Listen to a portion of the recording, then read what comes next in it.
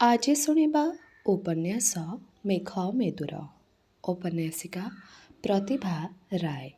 ଭାଗ 2। ପରମ ଆଗ୍ରହରେ ବାହାରି ପଡ଼ିଲେ ଚନ୍ଦ୍ରମୁଖୀ। ଅନେକ ଦିନ ହେବ ସ୍ୱାମୀଙ୍କ ସଙ୍ଗେ ସେ ବୁଲି ବାହାରି ନାହାନ୍ତି।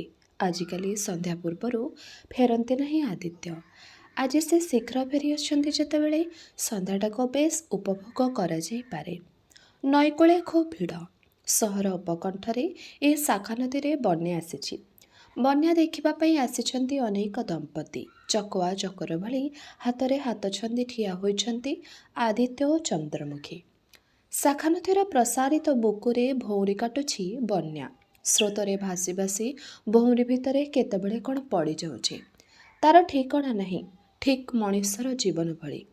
ଜୀବନ ସ୍ରୋତରେ ଭାସି ଯାଉ ଯାଉ ପରିସ୍ଥିତିର ଭଉଁରୀରେ ପଡ଼ିଯାଇ ମଣିଷ କେତେବେଳେ କ'ଣ କରିପକାଏ, ଆଗରୁ କିଛି କହିହୁଏ ନାହିଁ। ଚନ୍ଦ୍ରମୁଖୀ ଦାର୍ଶନିକ ଭଳି ଜଳଭଉଁରୀକୁ ଚାହିଁ ରହିଥିଲେ। ଅକସ୍ମାତ୍ ଏକ ଅଭାବିତ ଘଟଣା ଘଟିଗଲା।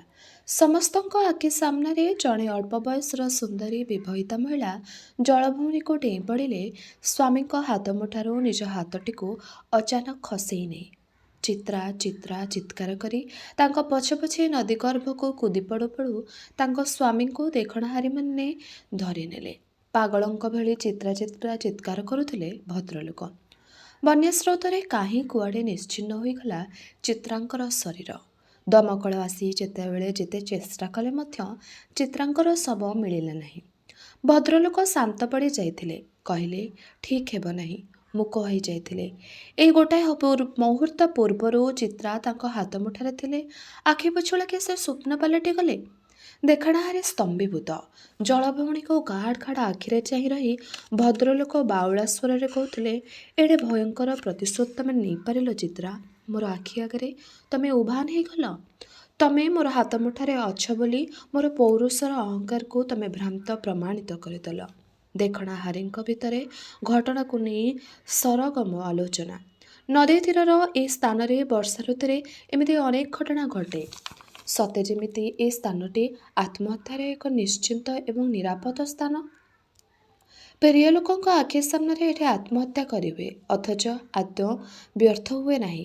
ଏପରିକି ଶବ ସତ୍କାରର ସୁଯୋଗ ମଧ୍ୟ ମିଳେ ନାହିଁ ଆତ୍ମୀୟ ସ୍ୱଜନଙ୍କୁ। ଚନ୍ଦ୍ରମୁଖୀ ଭାବୁଥିଲେ, ସ୍ୱାମୀଙ୍କ ଉପରେ ଅଭିମାନ କେଡ଼େ ସୁନ୍ଦର ଅଥଚ ଭୟଙ୍କର ପନ୍ଥା ବାଛି ନେଲା ଅପରିଚିତା ଚିତ୍ରା। ସାରା ରାତି ଶୋଇପାରିଲେ ନାହିଁ ଚନ୍ଦ୍ରମୁଖୀ। ଘଟଣାର ପ୍ରତିକ୍ରିୟା ଅତ୍ୟନ୍ତ ତୀବ୍ର ହୋଇ ଉଠିଲା ହୃଦୟରେ। ଅଥଚ ସବୁଦିନ ଭଳି ଚଟକରି ଶୋଇପଡ଼ିଲେ ଆଦିତ୍ୟ। ସତେବା ଘଟଣା ଖୁବ୍ ମାମୁଲି। ଚନ୍ଦ୍ରମୁଖୀ ଭାବୁଥିଲେ, ଆଦିତ୍ୟ କ'ଣ ଧୀରେ ଧୀରେ ପଥର ପାଲଟି ଯାଉଛନ୍ତି? କେବଳ ନିଜ ସ୍ତ୍ରୀଙ୍କ ମୃତ୍ୟୁ ଘଟଣାଟି ଛଡ଼ା ଆଉ କାହାର ମୃତ୍ୟୁ ଘଟଣା ତାଙ୍କ ମନରେ ତିଳେ ମାତ୍ର ରେଖାପାତ କରେ ନାହିଁ। ନିଜ ସ୍ତ୍ରୀଙ୍କ ମୃତ୍ୟୁ ମଧ୍ୟ ତାଙ୍କର ଏକ ନିର୍ବିକାର ଭାବ ଉପରେ କିଛି ପ୍ରଭାବ ପକାଇବ କି ନା କିଏ ଜାଣେ। ଅକସ୍ମାତ୍ ଚନ୍ଦ୍ରମୁଖୀଙ୍କ ମୁଣ୍ଡରେ ଏକ ଅଭିନବ ଚିନ୍ତା ଢୁକିଗଲା। ନିର୍ବିକାର ସ୍ୱାମୀଙ୍କୁ ବିବ୍ରତ ବିଚଳିତ ଶୋକାଭିଭୂତ କରି ପକାଇବା ପାଇଁ ମନ ଭିତରେ ଗୋଟାଏ ଅଦମ୍ୟ ନିଶା ଲାଗିଗଲା। ଏ କେତେଦିନ ହେବ ଆଦିତ୍ୟ ତାଙ୍କ ପ୍ରତି ଯେମିତି ଭାବେ ଉଦାସୀନ ହୋଇ ଉଠିଛନ୍ତି, ତାର ଉପଯୁକ୍ତ ଶାସ୍ତି ଏହା ବ୍ୟତୀତ ଆଉ କିଛି ନ ହୋଇପାରେ। ଚିତ୍ରାର ଅଭିନବ ମୃତ୍ୟୁବରଣ କଥା ଚନ୍ଦ୍ରମୁଖୀ ଯେତେ ବେଶୀ ଭାବୁଥିଲେ, ସେତେ ଅଧିକ ପ୍ରତିଜ୍ଞାବଦ୍ଧ ହୋଇ ଉଠୁଥିଲେ ନିଜ ସିଦ୍ଧାନ୍ତରେ। ଅଭିମାନିନୀ ଚିତ୍ରା ନଦୀ ଅତଳ ଗର୍ଭରେ ପଡ଼ି ମାଟିରେ ମିଶିଯିବ। ତା ପାଇଁ ତାର ସ୍ୱାମୀ ସ୍ମୃତିର ସୌଧ ଗଢ଼ିଲା କି ନା ସେ ଆଉ ଦେଖିବ ନାହିଁ, ଜାଣିବ ନାହିଁ। କିନ୍ତୁ ସେଇ ଯେଉଁ ଗୋଟିଏ ମୁହୂର୍ତ୍ତରେ ସେ ସ୍ୱାମୀଙ୍କ ହାତ ମୁଠାରୁ ନିଜକୁ ଖସେଇ ନେଇ ସ୍ୱାମୀଙ୍କ ଆଖି ସାମ୍ନାରେ ନଦୀର ପ୍ରଖର ଭଉଁରୀ ଭିତରକୁ କୁଦି ପଡ଼ିଲା, ସ୍ୱାମୀଙ୍କ ଉପରେ ଦାରୁଣ ବିଭତ୍ସ ପ୍ରତିଶୋଧ ନେବାର ସେ ଗୋଟିଏ ପଲକର ନିଷ୍ଠୁର ବିଭତ୍ସ ଉଲ୍ଲାସ ଚିତ୍ରା ଜୀବନର ଚରମ ଆନନ୍ଦର ମୁହୂର୍ତ୍ତ ହୋଇଥିବ। ବାଲ୍ୟଜୀବନର କଥା ଚନ୍ଦ୍ରମୁଖୀଙ୍କର ସ୍ମରଣ ହେଉଥିଲା। ବାପଠାରୁ ଅଧିକ ସ୍ନେହ ଆଦର ପାଇବା ପାଇଁ ଚନ୍ଦ୍ରମୁଖୀ ଅଧିକାଂଶ ସମୟ ଅସୁସ୍ଥତାର ଛଳନା କରୁଥିଲେ। ଚନ୍ଦ୍ରମୁଖୀଙ୍କର ବଡ଼ ଭଉଣୀ ବସୁନ୍ଧରା ଆବାଲ୍ୟ ରୁଗ୍ନା। ତେଣୁ ବାପା ମା ଆତ୍ମୀୟମାନଙ୍କର ସେ ବେଶୀ ଆଦରଣୀୟା। ବସୁଅପା ପାଇଁ ବାପା ମାଙ୍କର ଉଦ୍ବେଗ, ଚିନ୍ତା, ଯତ୍ନଶୀଳତା ସବୁ କଥାରେ ତା ପାଇଁ ସ୍ୱତନ୍ତ୍ର ବ୍ୟବସ୍ଥା ଚନ୍ଦ୍ରମୁଖୀଙ୍କୁ ବେଳେବେଳେ ଅସହିଷ୍ଣୁ କରି ପକାଏ। ଏବେ ମଧ୍ୟ ମନେପଡ଼େ ବସୁଅପାକୁ କାଖେଇ ତାଠାରୁ 4 ବର୍ଷ ସାନ ଚନ୍ଦ୍ରମୁଖୀର ହାତ ଧରି ବାପା ଯେତେବେଳେ ଚଳେ ଚଳେ ନିଅନ୍ତି, ଚନ୍ଦ୍ରମୁଖୀ ହଠାତ୍ ଜଣେ ଜଣେ ଝୁଣ୍ଟି ପଡ଼ନ୍ତି। ଗୋଡ଼ ଖୁବ୍ କାଟୁଛି କହି ଚିତ୍କାର କରି କାନ୍ଦନ୍ତି। ବାପା ଆଦରରେ ଧୂଳି ଝାଡ଼ି ଉଠାଇ ଦେଲେ ଚନ୍ଦ୍ରମୁଖୀ ଗୋଡ଼କୁ ନାଠି ଦେଇ ରହିଯାଆନ୍ତି। ଅପାକୁ କାଖ କରି ତାକୁ ଚଲାଇ ଚଲାଇ ନେବାଟା ସବୁଠୁ ବେଶୀ ବାଧେ ଶିଶୁ ଚନ୍ଦ୍ରାଙ୍କୁ। ମା ଯେତେବେଳେ ବସୁ ଅପାକୁ କୋଳରେ ବସାଇ ଖୁଆଇ ଦେଉ ଦେଉ ଚନ୍ଦ୍ରାଙ୍କୁ ପାଖରେ ବସାଇ ତା ସାମ୍ନାରେ ଖାଇବାକୁ ଥୋଇ ଦିଅନ୍ତି, ଚନ୍ଦ୍ରାଙ୍କର ମିଛରେ ତଣ୍ଟିରେ ଲାଗିଯାଏ କାଶି କାଶି ବାନ୍ତି କରି ପକାନ୍ତି ଚନ୍ଦ୍ରା। ଆଖିରୁ ପାଣି ନିଗିଡ଼ି ପରେ କାନ୍ଦି କାନ୍ଦି ରାହା ଲେଉଟେ ନାହିଁ। ବସୁନ୍ଧରା ତଳେ ବସି ବ୍ୟସ୍ତ ହୋଇ ମା ଚନ୍ଦ୍ରାଙ୍କୁ କୋଳକୁ ନିଅନ୍ତି। ଲୁହ ପୋଛି ଦେଇ ଆଦର କରନ୍ତି। କେତେ କଅଁଳ କଥା କହି କେତେ ଖୋସାମନ୍ତ କରି ଖୁଆଇ ଦିଅନ୍ତି। ଚନ୍ଦ୍ରାଙ୍କର ଇଚ୍ଛା ହୁଏ ସେ ମଧ୍ୟ ଅପା ଭଳି ଖୁବ୍ ରୋଗରେ ପଡ଼ନ୍ତା କି। ତା ପାଇଁ ମା ବାପା ରାତି ଅନିଦ୍ରା ହେଇ ଜଗି ବସନ୍ତେ। ଡାକ୍ତରବାବୁ ଦିନକୁ 3 ଥର ତାକୁ ଦେଖିବାକୁ ଆସନ୍ତି। ଭଲ ଭଲ ଖେଳନା ଗଳ୍ପ ବହି ତାଙ୍କୁ ଆଗ ମିଳିଯାଆନ୍ତା ଔଷଧ ଖାଇଦେବା ପାଇଁ। ଆଜି ମା ହେବା ପରେ ମଧ୍ୟ ସେହି ଅବୁଝା କିଶୋରୀ ମନଟା ସେମିତି ଅଭିମାନିନୀ ହୋଇ ରହିଛି। ସେଦିନ ଭଳି ଆଜି ମଧ୍ୟ ଇଚ୍ଛା ହେଉଛି ସ୍ୱାମୀଙ୍କୁ ପଣତକାନିରେ ବାନ୍ଧି ରଖିବା ପାଇଁ। ସେ କିଛି ଗୋଟାଏ କରି ବସନ୍ତେ, ଯାହାଫଳରେ ସ୍ୱାମୀଙ୍କର ସ୍ନେହ ଆଦର ପ୍ରେମପ୍ରଣୟ ସାଗରର ଉର୍ମି ଭଳି ଉଛୁଳି ଉଠନ୍ତା ତାଙ୍କ ମନର ବେଳାଭୂମିକୁ ସିକ୍ତ କରି। ଗୋଟାଏ ପିଲାଳିଆ ଜିଦ୍ଦିରେ ସ୍ୱାମୀଙ୍କର ପ୍ରେମ ପ୍ରାଣର ଚରମ ସୀମା ଦେଖିବା ପାଇଁ ଗୋଟାଏ ବିଚିତ୍ର ସିଦ୍ଧାନ୍ତ କରି ପକାଇଲେ ସ୍ୱପ୍ନବିଳାସିନୀ ଚନ୍ଦ୍ରମୁଖୀ। ସ୍ୱାମୀଙ୍କର ପୋଷାକପତ୍ର, ଅନୁରାଗର ଖାଦ୍ୟପେୟ, ଘରର ଅନ୍ୟାନ୍ୟ ଟିକି ଟିକି ହିସାବ ଚନ୍ଦ୍ରମୁଖୀ ବୁଝାଇ ଦେଲେ। ଚକିତ ହୋଇ ଆବା ପଚାରିଲେ, ତମେ କୁଆଡ଼େ ଯିବ ଯେ ଏତେ କଥା ମୋତେ ବୁଝାଉଛ? ଚନ୍ଦ୍ରମୁଖୀ ଓଠ ଚିପି ହସୁ ହସୁ କହିଲେ, କିଏ ଜାଣେ କେତେବେଳେ ସେପାରୀର ଡାକରା ଆସି ପହଞ୍ଚି ନ ଯିବ। ଦିନକୁ ଦିନେ ରୋଗିଣୀ ହୋଇ ପଡ଼ିଯାଉଛି ଦେଖୁନ। ଆଭା ଜୀବ କାମୁଡ଼ି ପକାଇ କହିଲା, ମୋ ରାଣ ଭାଉଜ ସେମିତି କଳାତୁଣ୍ଡ କଥାରେ ଧର ନାହିଁ। ତମର ଏମିତି କ'ଣ ହୋଇଛି ଯେ ଛୁଆ ହେବା ପରେ ସମସ୍ତେ ଟିକେ ଦୁର୍ବଳ ହୋଇଯାଆନ୍ତି। ବିଶ୍ରାମ ନେଇଗଲେ ସବୁ ଠିକ୍ ହୋଇଯିବ। ତମ ଚେହେରା ଦେଖି କିଏ କହିବ ତମେ ଚାହୁଁ ଚାହୁଁ ଟଳି ପଡ଼ିବ ବୋଲି। ବାହା ହୋଇ ଆସିବା ବେଳେ ଯେମିତି ଥିଲ ତମେ ତ ଠିକ୍ ସେମିତି ଅଛ। ଚନ୍ଦ୍ରମୁଖୀ ଆଖି ମିଟିକା ମାରି କହିଲେ, ଧର ଯଦି ମୁଁ ମରିଯାଏ, ତମେ କ'ଣ ଘରଟାକୁ ଚଳାଇବ ନାହିଁ? ଅନୁ ତ ତମକୁ ଆଦରି ଗଲାଣି, ମୋତେ ଆଉ ଖୋଜୁ ନାହିଁ। ତମେ ତାକୁ ସମ୍ଭାଳି ନେବ ଏ ବିଶ୍ୱାସ ମୋର ଅଛି। ଆଭା ହସି ଦେଇ କହିଲା, ଅନୁକୁ ସିନା ମୁଁ ସମ୍ଭାଳି ନେବି, ତା ବାପାକୁ ତମ ଛଡ଼ା ଆଉ କିଏ ସମ୍ଭାଳିବ? ତମର ଯଦି କିଛି ହେଇଯାଏ ଭାଇଙ୍କର ଅବସ୍ଥା କ'ଣ ହେବ ଭାବି ହେଉନି। ଚନ୍ଦ୍ରମୁଖୀ ଚଟକରି କହି ପକାଇଲେ, ତମ ଭାଇଙ୍କୁ ତମେ ସିନା ସମ୍ଭାଳି ପାରିବ ନାହିଁ, ନୂଆ ଭାଉଜଟିଏ ବେଶ୍ ସମ୍ଭାଳି ପାରିବେ। କହିବାକୁ ଗଲେ କାନ ଧରି ଉଠବସ୍ କରାଇବେ। ସ୍ୱାମୀମାନେ ପଛ ସ୍ତ୍ରୀମାନଙ୍କୁ ହାତ ନେଡ଼ିରେ ବସାଇଥାନ୍ତି ଦେଖିନାହଁ? ଆଭା ଆଖି ନଚେଇ କହିଲା, ମୋ ଭାଇଙ୍କୁ ତମେ ସିନା ଜାଣିନାହଁ, ମୁଁ ଜାଣିଛି। ତମ ଅନ୍ତେ ସେ ପଛକେ ଘରଦ୍ୱାର ଛାଡ଼ି ସନ୍ନ୍ୟାସୀ ହୋଇ ବୁଲିବେ, ଆଉ କେଉଁ ସ୍ତ୍ରୀକୁ ଆଡ଼ ଆଖିରେ ଚାହିଁବେ ନାହିଁ। ଚନ୍ଦ୍ରମୁଖୀ ହସି ହସି କହିଲେ, ସେ ତ ଖୁବ୍ ଭଲ। ସନ୍ନ୍ୟାସିନୀମାନଙ୍କର ଅଭାବ ବି ହେବ ନାହିଁ ତମ ଭାଇଙ୍କୁ। ଆଭା ଆଖି ଦେଖାଇ କହିଲା, ଥାଉ, ଥଟ୍ଟା ହେଲେ ବି ଆମର ସେମିତି କଥାବାର୍ତ୍ତା ଭାଇଙ୍କ କାନରେ ପଡ଼ିଗଲେ ସେ ଆଉ ଅନ୍ନ ଜଳ ଶୁଇଁବେ ନାହିଁ। ସେ ପୁଣି ଏମିତି ସ୍ତ୍ରୀ ରଙ୍କୁଣା ହେବେ ବୋଲି କିଏ ଜାଣିଥିଲା? ଚନ୍ଦ୍ରମୁଖୀଙ୍କର ଆଖି କୋଣରେ ଏକ ଚପଳ ଉଲ୍ଲାସ ନାଚି ଉଠିଲା। ସେ ଆଭାଙ୍କୁ ଛିଡ଼ା ଦେବା ପାଇଁ କହିଲେ, ସ୍ତ୍ରୀ ରଙ୍କୁଣା ନୁହେଁ, ନାରୀ ରଙ୍କୁଣା ବୋଲି କହୁନ କାହିଁକି? ଆଭା ରାଗି ଉଠୁ ଉଠୁ ଜୋରରେ ହସିଦେଲେ ଚନ୍ଦ୍ରମୁଖୀ। ସେ ତାପରେ ଯେ ଆଉ କେବେ ହେଲେ ହସିବେ ନାହିଁ ଏକଥା କ'ଣ ସେ କେବେ ହେଲେ ଜାଣିଥିଲେ? ଅନୁରାଗକୁ ଖୁବ୍ ଆଦର ଯତ୍ନ କଲେ ସେଦିନ ଚନ୍ଦ୍ରା। ପିଲାଟା ଆଭାକୁ ମା ଭାବି ତା ପାଖରେ ଲାଗି ରହିଛି। ଚନ୍ଦ୍ରମୁଖୀଙ୍କର ସ୍ନେହ ଆଦରର ମୂଲ୍ୟ ସେ ବୁଝିପାରୁନାହିଁ। ପିଲାଟାର ବା ଦୋଷ କ'ଣ? ତାଙ୍କର ବିଶ୍ରାମ ପାଇଁ ପିଲାଟାକୁ ଜୋର କରି ତାଙ୍କଠାରୁ ଛଡ଼େଇ ନେଇଛନ୍ତି ଆଦିତ୍ୟ। ଟେକି ଦେଇଛନ୍ତି ନିଜ ଭଉଣୀ ହାତରେ। ତାଙ୍କ ରୋଗର କାରଣ ଆଦିତ୍ୟଙ୍କୁ ଜଣା ନାହିଁ। ଦିନେ ଆଦିତ୍ୟ ତାଙ୍କ ପ୍ରେମରେ ମତ୍ତ ହୋଇଥିଲେ, ଆଜି ସେ ଅର୍ଥ ଉପାର୍ଜନ ନିଶାରେ ଅନ୍ଧ। ଚନ୍ଦ୍ରମୁଖୀ ଅନୁରାଗର ଭବିଷ୍ୟତ ନେଇ ଦିନେ କେବେ ତାଙ୍କ ମନର ସ୍ୱପ୍ନକୁ ସ୍ୱାମୀଙ୍କ ଆଗରେ ବାଢ଼ି ଦେଇଥିଲେ। ନିଜ ପିଲାଙ୍କ ପାଇଁ ସବୁ ଜନନୀର ସ୍ୱପ୍ନ ଏକାପରି। କିନ୍ତୁ ତାର ଅର୍ଥ ନୁହେଁ ଯେ ଆଦିତ୍ୟ ଯେ ଏତେ ଓଭରଟାଇମ୍ କରି ନିଜର ସ୍ୱାସ୍ଥ୍ୟ ନଷ୍ଟ କରିବେ, ଘର ଦ୍ୱାର ସବୁ କିଛି ଭୁଲି ବସିବେ, ସୁଖ ସ୍ୱାଚ୍ଛନ୍ଦ୍ୟକୁ ଜଳାଞ୍ଜଳି ଦେଇ ଅର୍ଥ ପଛରେ ଧାଇଁବେ। ଅର୍ଥ ସୁଖକର ଜୀବନ ପାଇଁ ଆବଶ୍ୟକ ହୋଇପାରେ, କିନ୍ତୁ ଅର୍ଥ ସର୍ବସ୍ୱ ଜୀବନ ସୁଖଠାରୁ ଅନେକ ଦୂରରେ। ସେ କଥା ଆଦିତ୍ୟ ଆଜିକାଲି ବୁଝିପାରୁନାହାନ୍ତି। ଚନ୍ଦ୍ରମୁଖୀଙ୍କୁ ସୁଖରେ ରଖିବା ପାଇଁ ଅର୍ଥ ଉପାର୍ଜନର ଇଚ୍ଛାଟା ଏବେ ଯେ ଆଦିତ୍ୟଙ୍କର ନିଶାରେ ପରିଣତ ହୋଇଛି, ସେ କଥା ତାଙ୍କୁ ଚନ୍ଦ୍ରା ବୁଝେଇବେ କେମିତି? ସେଦିନ ରାତ୍ରି ଭୋଜନ ସମୟରେ ଚନ୍ଦ୍ରମୁଖୀ ଯେତିକି ପ୍ରଫୁଲ୍ଲ ସତେଜ ମନେ ହେଉଥିଲେ, ଆଦିତ୍ୟ ତାଠାରୁ ଅଧିକ ଉତ୍ଫୁଲ୍ଲିତ ହୋଇ ଉଠୁଥିଲେ। ଚନ୍ଦ୍ରା ପଚାରିଲେ, କଥା କ'ଣ ଆଜି ଏତେ ଖୁସି ଯେ? ଆଦିତ୍ୟ ନାଟକୀୟ ଭଙ୍ଗୀରେ ଓଲଟା ପ୍ରଶ୍ନ କଲେ, କଥାଟା କ'ଣ ଅନୁମାନ କରିପାରୁଛ? ଚନ୍ଦ୍ରମୁଖୀ ଚିନ୍ତା କଲା ଭଳି ଉତ୍ତର ଦେଲେ, ବୋଧହୁଏ ଛୁଟି ମଞ୍ଜୁର ହୋଇଯାଇଛି। ଦେତ୍, ସେ ପୁଣି ଗୋଟାଏ ଖୁସିର କଥା। ଆଦିତ୍ୟ ଅବକ୍ଷରେ ହସି ଉଠିଲେ। ଆବା ମୁରୁକି ହସି କହିଲେ, ତେବେ ଭାଉଜଙ୍କୁ ଏତେ ସତେଜ ଆଉ ପ୍ରସନ୍ନ ଦେଖି ତମେ ଏତେ ଖୁସି? ଆଜିକାଲି କେଜାଣି କାହିଁକି ଭାଉଜଙ୍କର ମୁହଁ ସବୁବେଳେ ଶୁଖିଲା। ଆଦିତ୍ୟ ଚନ୍ଦ୍ରମୁଖୀଙ୍କୁ ନିରୀକ୍ଷଣ କରୁ କରୁ ଚନ୍ଦ୍ରମୁଖୀଙ୍କର ମୁଖ ରକ୍ତିମ ହେଲା। ହଠାତ୍ ଆଦିତ୍ୟ କହି ବସିଲେ, ଅବଶ୍ୟ ତୋ ଭାଉଜ ଆଜି ଠିକ୍ ଅନୁରାଗ ଜନ୍ମ ପୂର୍ବରୁ ଚନ୍ଦ୍ରା ଭଳି ସତେଜ ପ୍ରଫୁଲ୍ଲ ଦିଶୁଛି। ଅନୁରାଗକୁ ସଙ୍ଗରେ ଧରି ତମେ ଦୁହେଁ ବାହାରିଲେ ଯିଏ କହିବ ତୁ ହେଉଛୁ ଅନୁରାଗର ମା, ଚନ୍ଦ୍ରମୁଖୀ ତୋର ଅବିବାହିତା ନଣନ୍ଦ। କିନ୍ତୁ ସେଇଟା ଗୋଟାଏ ଏମିତି କିଛି କଥା ନୁହେଁ। ତେବେ? ଚକିତ କଣ୍ଠରେ ପ୍ରଶ୍ନ କଲା ଆଭା। ଚନ୍ଦ୍ରମୁଖୀଙ୍କର ଲଜ୍ଜାରୁଣ ମୁହଁଟା ସକାଳର ଜହ୍ନିଫୁଲ ଭଳି ଫିକା ପଡ଼ିଗଲା। ଆଦିତ୍ୟ ସେ କଥା ଲକ୍ଷ୍ୟ କରି ଉତ୍ଫୁଲ୍ଲିତ ଭଙ୍ଗୀରେ କହିଲେ, ଜଣେ ବନ୍ଧୁ ଆଜି ଗୋଟାଏ ପ୍ରପୋଜାଲ ଦେଇଛନ୍ତି। ପ୍ରକୃତରେ ଆଜିକାଲି ଚାକିରିରେ ଟଙ୍କା ନାହିଁ। ବିଜନେସ୍ ନ କଲେ ମଣିଷ ଭଳି ବଞ୍ଚି ହେବ ନାହିଁ। ଅବଶ୍ୟ ବିଜନେସ୍ ପାଇଁ ମୋ ହାତରେ ପୁଞ୍ଜି ନାହିଁ। ତଥାପି ଯେକୌଣସି ଉପାୟରେ କିଛି ଟଙ୍କା ଯୋଗାଡ଼ କରି ଗୋଟାଏ ଛୋଟ ସେୟାର ପାର୍ଟନର ହେବି ବୋଲି ତା ସଙ୍ଗେ। ତମେ କ'ଣ ଭାବୁଛ ଚନ୍ଦ୍ରା? ଚନ୍ଦ୍ରା କିଛି ଉତ୍ତର ଦେଇପାରିଲେ ନାହିଁ। ସେ ଅନ୍ୟମନସ୍କ ହୋଇ ଉଠିଥିଲେ। ତାଙ୍କ ଉତ୍ତରକୁ ଅପେକ୍ଷା ନ ରଖି ଆଦିତ୍ୟ ପୁଣି କହିଲେ, ଭାବୁଛି ଏଣିକି ପ୍ରତି ମାସରେ କିଛି ଟଙ୍କାର ଲଟେରୀ ଟିକେଟ୍ ଚନ୍ଦ୍ରା ନାଁରେ କିଣିବି। ଗୋଟାଏ ଯଦି ବାଜିଯାଏ। ଆବା ଖିଲି ଖିଲି ହସି ଉଠି କହିଲା, ଭାଇ ତମେ ଏତେ ଶୀଘ୍ର ବଦଳିଗଲ।